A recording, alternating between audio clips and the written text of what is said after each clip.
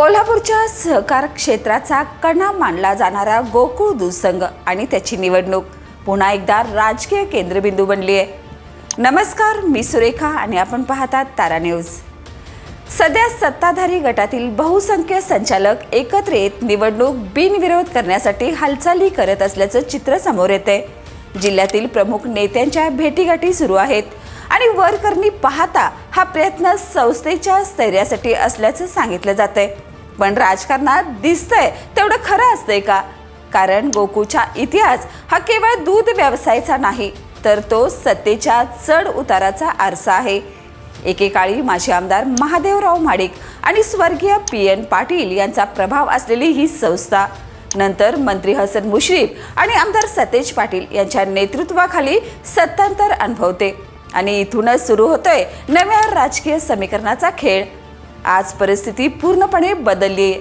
ज्या नेत्याने कालपर्यंत एकत्र लढा दिला तेच नेते आता वेगवेगळ्या राजकीय आघाड्यांमध्ये विभागले गेलेत. महायुतीची ताकद वाढलेली दिसते, तर दुसरीकडे सतेज पाटील यांच्यावर एकाकी पडण्याची शक्यता व्यक्त केली जाते. अशा पार्श्वभूमीवर बिनविरोध हा पर्याय पुढे येतो आणि इथूनच सुरू होतोय खरा राजकीय खेळ. हा प्रयत्न खरोखरच संघर्ष टाळण्यासाठी आहे की निवडणुकीच्या रणांगणात उतरल्यास निर्माण होणारी अनिश्चितता टाळण्यासाठी? कारण जर निवडणूक झालीच तर ती केवळ मतांची लढत राहणार नाही, तर ती प्रतिष्ठेची, वर्चस्वाची आणि भविष्यातील राजकीय अस्तित्वाची निर्णायक चाचणी ठरणार आहे. सत्ताधारी गटाने विविध नेत्यांच्या भेटी घेत सहमतीचा मार्ग शोधण्याचा प्रयत्न सुरू केलाय. मात्र या सगळ्या प्रक्रियेत काही महत्त्वाच्या नेत्यांची भूमिका अद्याप स्पष्ट झालेली नाही आणि हाच घटक बिनविरोधच्या समीकरणाला सर्वात मोठं आव्हान ठरू शकतो.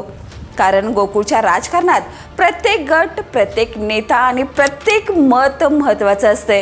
इथे कोणतीही बाजू दुर्लक्षित राहिली तर समीकरण एका क्षणात बदलू शकते. म्हणूनच सध्या दिसणारी शांतता ही केवळ वरवरची आहे.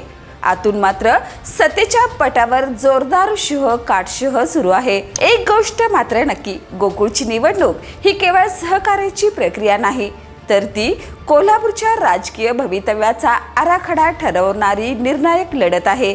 आणि म्हणूनच बिनविरोध हा शब्द जरी साधा वाटत असला तरी त्यामागे दडलेला आहे एक मोठं राजकीय रणांगण. या आणि अशाच ताज्या अपडेटसाठी पाहत रहा तारा न्यूज.